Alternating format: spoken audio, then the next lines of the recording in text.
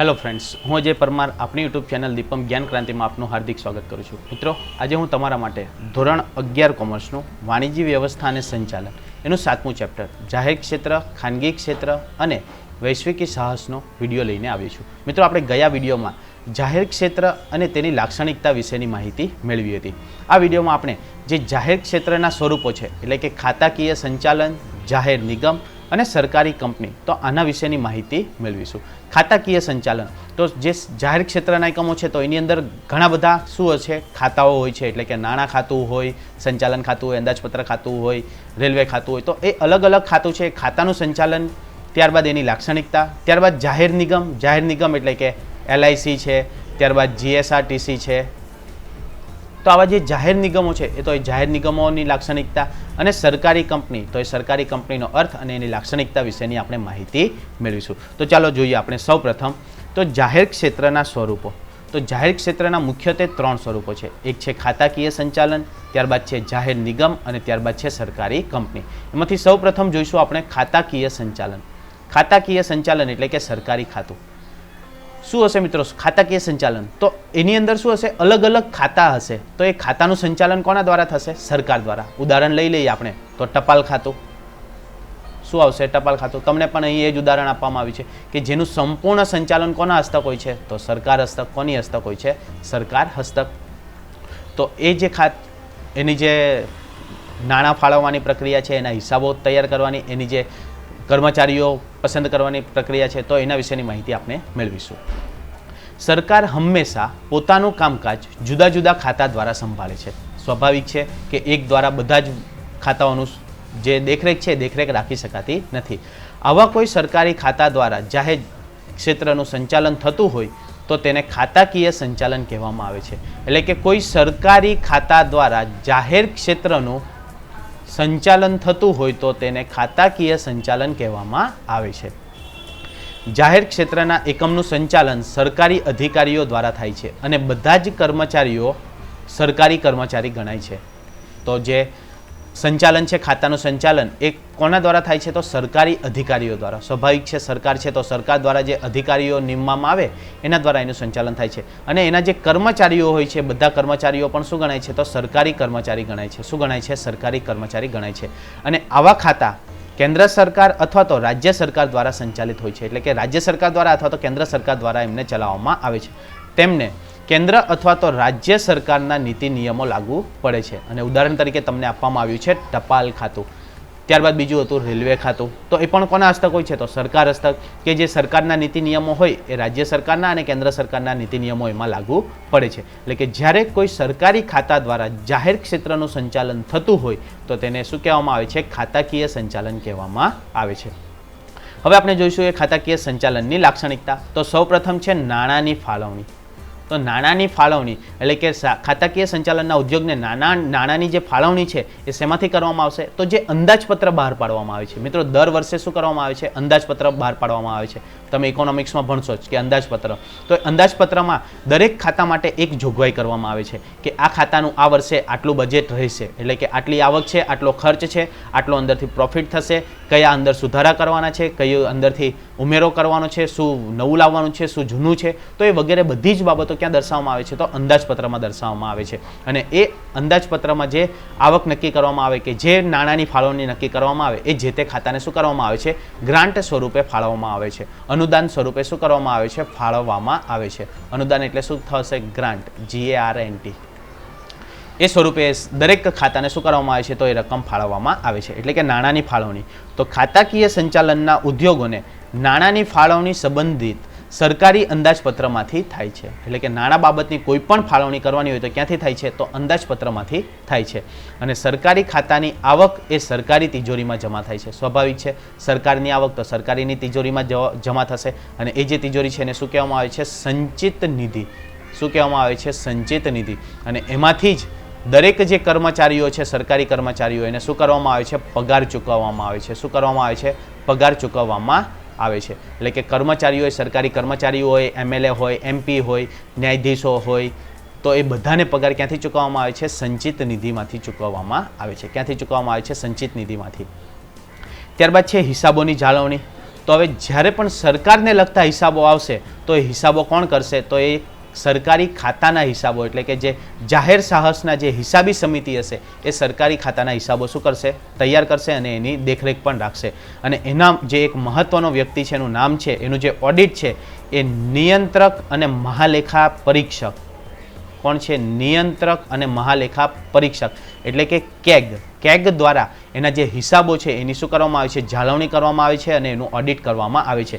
કે આ કેગનું full form પૂછાય છે ઘણીવાર. કેગનું ફૂલ ફોર્મ છે કમ્પ્ટ્રોલર એન્ડ ઓડિટર જનરલ. મિત્રો યાદ રાખજો, કમ્પ્ટ્રોલર છે. શું છે? કમ્પ્ટ્રોલર એન્ડ ઓડિટર જનરલ. એના દ્વારા એની શું કરવામાં આવે છે? તો હિસાબોની જાળવણી કરવામાં આવે છે અને એનું શું કરવામાં આવે છે? ઓડિટ પણ કરવામાં આવે છે. એટલે કે સરકારી જે હિસાબો છે એની જાળવણી કોના દ્વારા કરવામાં આવે છે? તો કેગ દ્વારા. કોના દ્વારા કરવામાં આવે છે?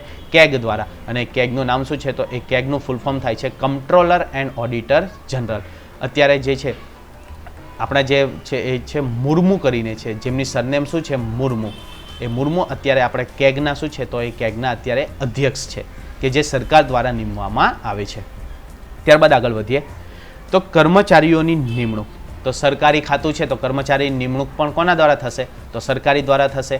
સરકાર દ્વારા જેની નિમણૂક થશે એટલે કે કર્મચારીઓની નિમણૂક. અને એ કોના આધારે રહેશે? તો એ સરકારી કર્મચારી ગણાશે અને એમને સરકારની જે સેવાઓ છે અને જે નીતિ નિયમો છે એનું શું કરવું પડશે? પાલન કરવું પડશે. એટલે કે ખાતાકીય સંચાલનના કર્મચારીઓ સરકારી કર્મચારીઓ ગણાય છે. તેથી તેમની ભરતી, નિમણૂક અને તેમની સેવાની શરતો અન્ય સરકારી કર્મચારીઓ જેવી જ હોય છે. એટલે કે કેન્દ્ર દ્વારા જે પસંદ કરવામાં આવે તો કેન્દ્ર દ્વારા અને રાજ્ય સરકાર દ્વારા તો રાજ્ય સરકાર દ્વારા. એટલે કે આ બંને દ્વારા શું કરવામાં આવે છે? તો એમની નિમણૂક, ભરતી કરવામાં આવે છે. ત્યારબાદ શું કરવામાં આવે છે? તો એમની નિમણૂક કરવામાં આવે છે અને એમની જે હોદ્દો છે એ હોદ્દો પણ એમને આપવામાં આવે છે. ત્યારબાદ સરકારી સંચાલન અને અંકુશ. તો સરકારી ખાતું છે તો સંચાલન કોની પાસે રહેશે? સરકાર પાસે જ રહેશે. એટલે કે સરકાર જ એનું સંચાલન કરશે અને અંકુશ પણ કોણ રાખશે? તો સરકાર જ રાખશે. એટલે કે સરકારી ખાતાનું સંચાલન અને અંકુશ જે તે ખાતાના પ્રધાનની સીધી દેખરેખ હેઠળ સનદી અધિકારીઓ દ્વારા કરવામાં આવે છે.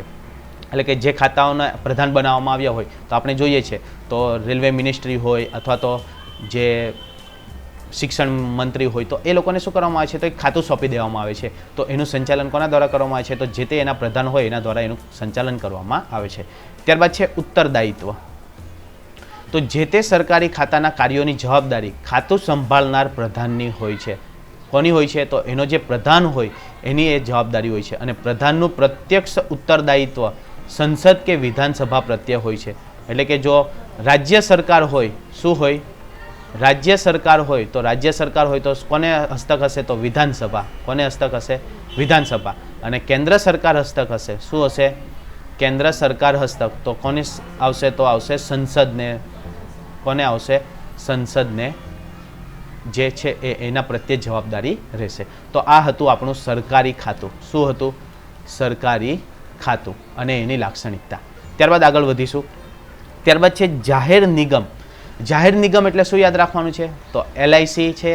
ત્યારબાદ છે GSRTC. GSRTC શું છે મિત્રો? તો GSRTC એટલે આપણે જે ST બસ છે ને એ ST બસ એનું જે નિગમ લાગે છે એ છે GSRTC, Gujarat state road transport corporation. અને LIC લાઈફ ઇન્સ્યોરન્સ કોર્પોરેશન. એટલે કે જે પણ સરકારી કોર્પોરેશન છે એને શું કહેવામાં આવશે? જાહેર નિગમ એટલે કે પબ્લિક કોર્પોરેશન. એટલે કે સંસદ કે વિધાનસભાના ખાસ કાયદા દ્વારા અસ્તિત્વમાં આવેલા એકમોને શું કહેવામાં આવે છે? જાહેર નિગમો કહેવામાં આવે છે. એટલે કે સંસદ દ્વારા અથવા તો વિધાનસભા દ્વારા શું કરવામાં આવે છે? ખાસ કાયદા દ્વારા અસ્તિત્વમાં લાવવામાં આવે છે. તો એને શું કહેવામાં આવે છે? તો એને જાહેર નિગમ કહેવામાં આવે છે.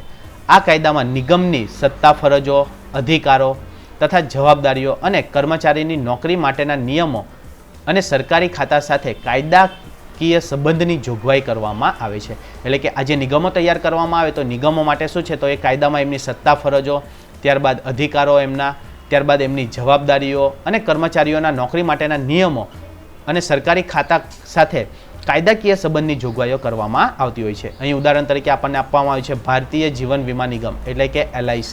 ત્યારબાદ છે ઇન્ડિયન એરલાઇન્સ. શું છે? ઇન્ડિયન એરલાઇન્સ એટલે કે ઇન્ડિયન એરલાઇન્સ. ત્યારબાદ છે ક્રૂડ કોર્પોરેશન ઓફ ઇન્ડિયા. શું છે? ક્રૂડ કોર્પોરેશન ઓફ ઇન્ડિયા એટલે કે જે IOCL છે, ત્યારબાદ HP છે, આ જે છે એ બધા શેમાં આવે છે? ત્યારબાદ છે ગુજરાત રાજ્ય પાઠ્ય પુસ્તક મંડળ. તો આ બધાને શું છે, જાહેર નિગમ એક બનાવવામાં આવ્યું છે. હવે એમની લાક્ષણિકતાઓ છે. તો સૌપ્રથમ છે એની સ્થાપના. તો સ્થાપના શેના દ્વારા થાય છે, તો ખાસ કાયદા દ્વારા. એટલે કે જાહેર નિગમની સ્થાપના અને સંચાલન સંસદ કે વિધાનસભામાં પસાર કરાયેલા ખાસ કાયદા દ્વારા થાય છે. અને આ કાયદામાં જાહેર નિગમનો હેતુ, અધિકારો, જવાબદારીઓ અને ખાસ સવલતો વિશેની માહિતી આપવામાં આવે છે.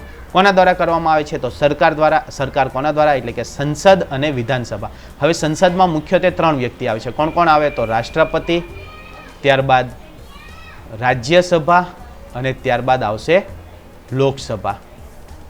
આ જો તમારે વાર છે મિત્રો, જ્યારે તમે અગાઉ જઈને કોમ્પિટિટિવ એક્ઝામની તૈયારી કરશો અને એમાં તમે બંધારણ ભણશો ત્યારે આ તમને બધી જ વિગતો અંદર ભણવામાં આવશે કે રાષ્ટ્રપતિ શું છે, રાજ્યસભા શું છે, લોકસભા શું છે. વિધાનસભામાં તો વિધાનસભામાં આવશે વિધાનસભા અને વિધાન પરિષદ. બીજું શું આવશે, વિધાન પરિષદ. તો આ બધું છે એ કાયદા દ્વારા અસ્તિત્વમાં આવે છે. શેના દ્વારા અસ્તિત્વમાં આવે છે, કાયદા દ્વારા અસ્તિત્વમાં આવે છે. અને એના દ્વારા આ જે જાહેર નિગમો છે એની શું કરવામાં આવે છે, સ્થાપના કરવામાં આવે છે. ત્યારબાદ છે માલિકી. તો જાહેર નિગમની જે માલિકી છે એ કેન્દ્ર અથવા તો રાજ્ય સરકાર અથવા તો સંયુક્ત રીતે હોય છે. સરકારી સાહસ છે એટલે કોના હસ્તક રહેશે, સરકાર હસ્તક જ રહેશે. તદુપરાંત જાહેર નિગમની જે નાણાકીય જવાબદારી છે અને નફાની વહેંચણી છે એ પણ કોના હસ્તક હોય છે, તો એ પણ સરકાર હસ્તક જ હોય છે. અને જો નુકસાન થાય તો સ્વાભાવિક રીતે સરકારે એ ભોગવવાનું રહે છે. તો સરકાર હસ્તક હોય તો સ્વાભાવિક છે નુકસાન થાય તો કોને ભોગવવાનું રહેશે, સરકારને. અને જે પણ વહેંચણી થશે નફાની કે નાણાંની તો એ પણ કોના હસ્તક થશે, તો સરકાર હસ્તક જ જોવા મળશે. ત્યારબાદ આગળ વધીએ. ત્યારબાદ છે સરકાર દ્વારા મૂડી ભંડોળ. તો માલિકી સરકારની છે તો મૂડી ભંડોળ પણ કોનું હશે, સરકારનું જ હશે ને. એટલે કે જાહેર નિગમોને સરકાર દ્વારા મૂડી પૂરી પાડવામાં આવે છે અને તે સરકાર અને જાહેર જનતા પાસેથી ઓછીની મૂડી પણ જરૂર હોય તો મેળવી શકે છે. એટલે કે જે જાહેર નિગમ છે એ કોઈક શેર બહાર પાડીને શું કરે છે, તો જાહેર જનતા પાસેથી ઓછીની મૂડી પણ મેળવી શકે છે. ત્યારબાદ છે અલગ અસ્તિત્વ. તો જાહેર નિગમ કાયદાકીય રીતે અલગ વ્યક્તિત્વ ધરાવે છે. એટલે કે જાહેર નિગમ છે એને કાયદા દ્વારા અસ્તિત્વમાં આવે છે. એટલે કે એને કાયદા દ્વારા શું મળે છે, તો અલગ વ્યક્તિત્વ મળે છે. જેથી કંપની તરીકેના બધા જ લાભ તેમને મળી શકે છે. કંપની તરીકેના એમને બધા જ લાભ શું થાય છે, મળી શકે છે. એટલે કે જે જાહેર નિગમ છે એનું અસ્તિત્વ કેવું છે, તો અલગ વ્યક્તિત્વ અથવા તો અલગ અસ્તિત્વ છે.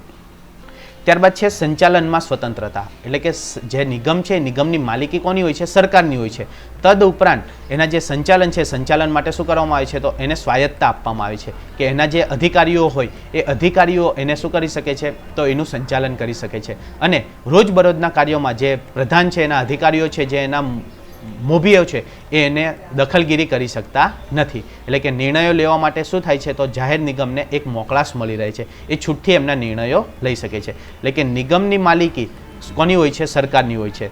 અને માલિકી સરકારની હોવા છતાં નિગમ સંપૂર્ણ સ્વાયત્તતા ધરાવે છે. નિગમ શું કરે છે, સંપૂર્ણ સ્વાયત્તતા ધરાવે છે. અને પ્રધાન રોજબરોજના કાર્યોમાં દખલગીરી દર્શાવતા નથી અથવા તો દખલગીરી કરતા નથી. એટલે કે નિર્ણયો લેવા અને તેનો અમલ કરવા જાહેર નિગમને શું મળે છે, તો મોકળાશ મળી રહે છે. એટલે કે નિર્ણયો લેવા માટે જાહેર નિગમો છે તો એ જાહેર નિગમો એમની જાતે નિર્ણયો લઈ શકે છે. તો આ હતું મિત્રો આપણું જાહેર નિગમ.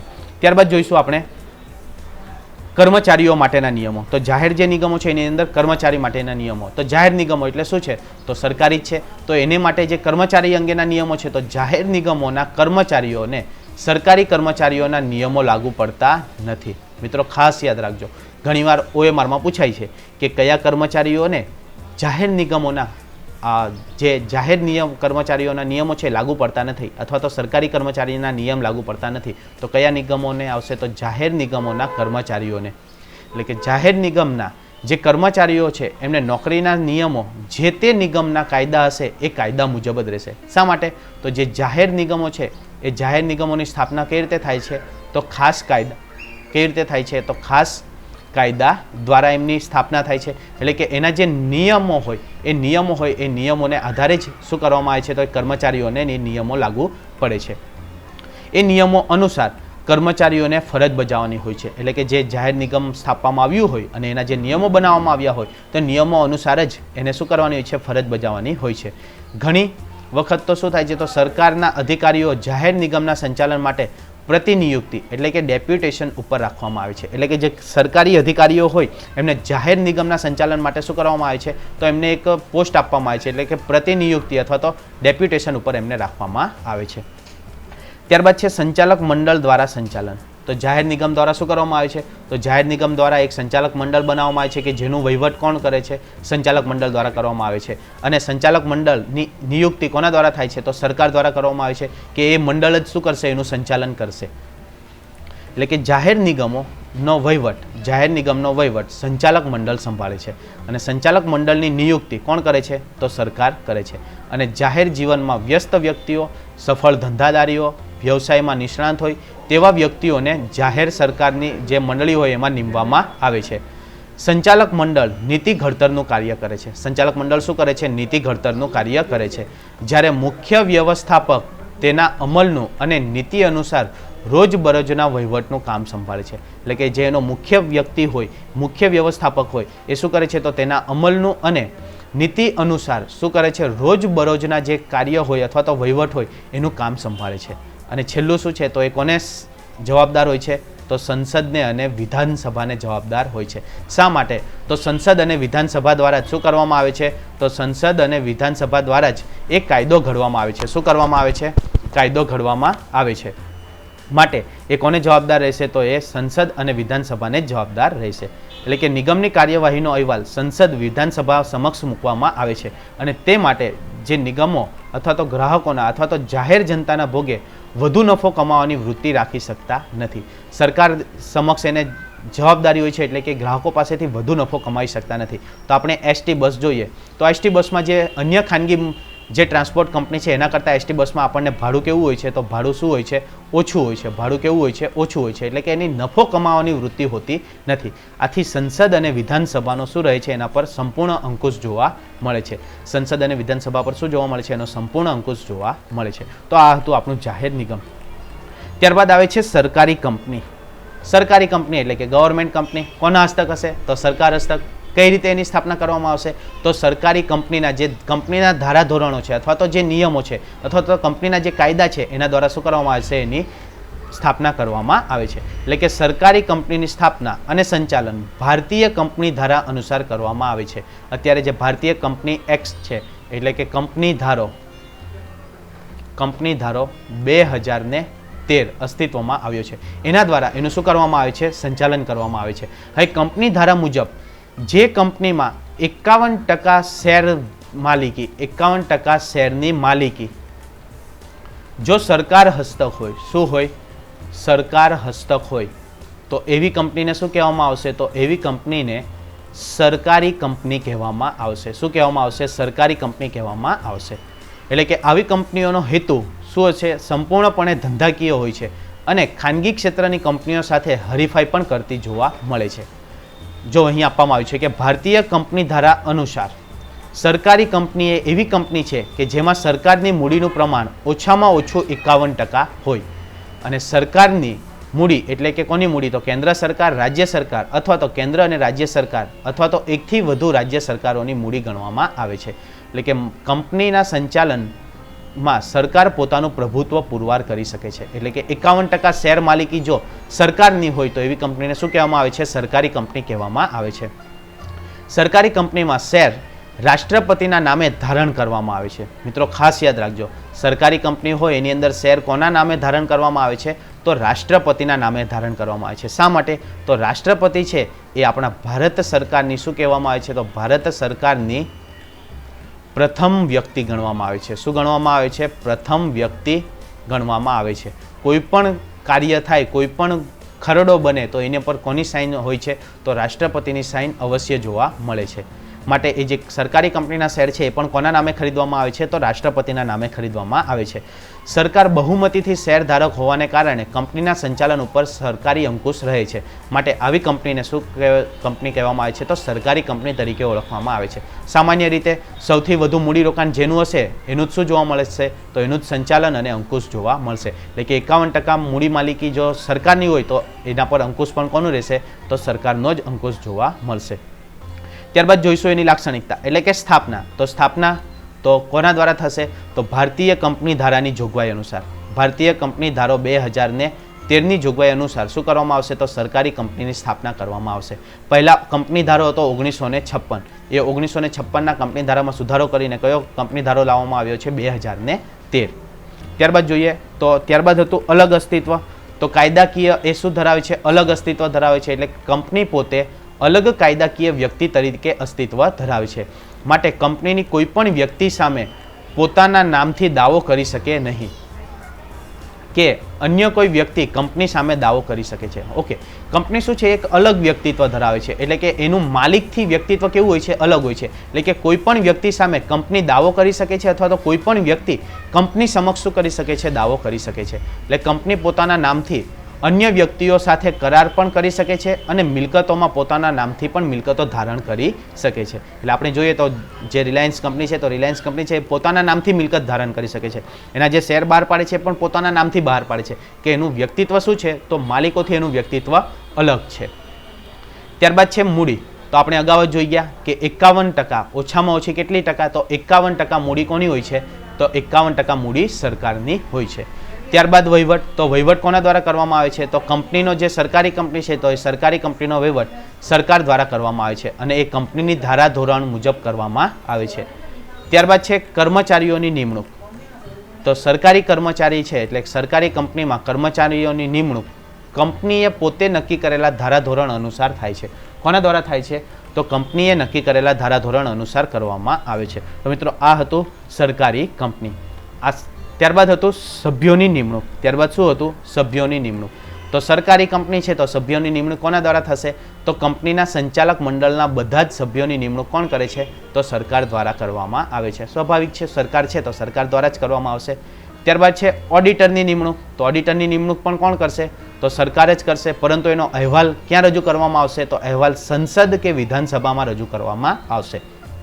એટલે કે સરકારી કંપનીને કંપની ધારા મુજબ હિસાબો રાખવાના અને ઓડિટના નિયમો અને વિધિમાંથી મુક્તિ મળે છે.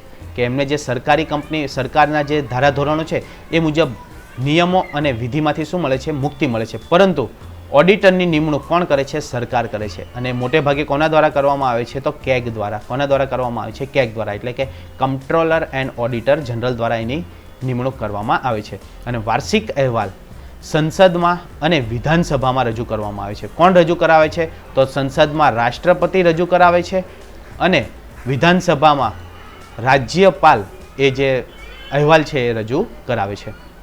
ત્યારબાદ છે મૂડી મેળવવાની વ્યવસ્થા. તો સરકારી કંપની જરૂરી મૂડી સરકારને અને ખાનગી શેરધારકોને ફાળવેલા શેરમાંથી મેળવે છે. એટલે કે શું કરે છે? તો શેર બહાર પાડે છે અને એના દ્વારા એ નાના નાના ટુકડાઓમાં શું કરે છે? તો મૂડીની એકઠી કરે છે, મોટા પાયે મૂડી એકઠી કરે છે. જરૂરિયાત મુજબ સરકારી કંપની જાહેર જનતા પાસેથી પણ મૂડી મેળવી શકે છે. કયા સ્વરૂપમાં? તો શેર બહાર પાડીને. શું કરીને? શેર બહાર પાડીને. એટલે કે આઈપીઓ અથવા તો બીપીઓ કરીને એ શું કરે છે? તો પૈસા ભેગા કરી શકે છે. ત્યારબાદ છે નીતિ વિષયક નિર્ણયો. તો નીતિ વિષયક નિર્ણયો કોણ રહેશે? તો જે તે એના ખાતાના પ્રધાન હશે એ ખાતાના પ્રધાન દ્વારા શું કરવામાં આવશે? નીતિ વિષયક નિર્ણયો લેવામાં આવશે. આશા રાખું છું કે તમને આ વિડીયોમાં સમજ પડી હશે. સમજ પડી હોય તો વધુમાં વધુ લાઇક કરજો અને જો કોઈ પણ કન્ફ્યુઝન હોય તો તમે કમેન્ટ બોક્સમાં જરૂરથી જણાવજો. આપણે ફરીથી મળીશું આ વિડીયો સાથે. ત્યાં સુધી good bye and take care. Thank you.